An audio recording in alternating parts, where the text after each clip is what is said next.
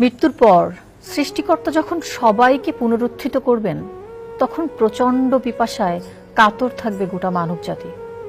ভয়ানক বিশৃঙ্খল সেই পরিবেশে নিজের উম্মতদের তৃষ্ণা মেটানোর দায়িত্ব পাবেন শেষ নবী হযরত মুহাম্মদ সাল্লাল্লাহু আলাইহি ওয়াসাল্লাম।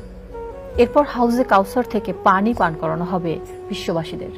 কেমন হবে সেই পানি? কিয়ামতের দিন পিপাসা মেটাতে কারা পাবেন অগ্রাধিকার? জানাচ্ছেন আহমদুল্লাহ শিকদার।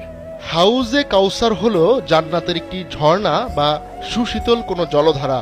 এর পানি হবে পৃথিবীর যে কোনো বিশুদ্ধ পানির চেয়ে সুমিষ্ট ও তৃপ্তিদায়ক, আর মিশকের মতো সুগন্ধি ছড়াবে এই পানি। হাউজে কাউসারের দুই ধারে থাকবে মুক্তার গম্বুজ। এই ঝর্ণাটি আল্লাহ তাআলা তার প্রিয় বন্ধু হযরত মুহাম্মদ সাল্লাল্লাহু আলাইহি ওয়াসাল্লামকে উপহার দেওয়ার ওয়াদা করেছেন।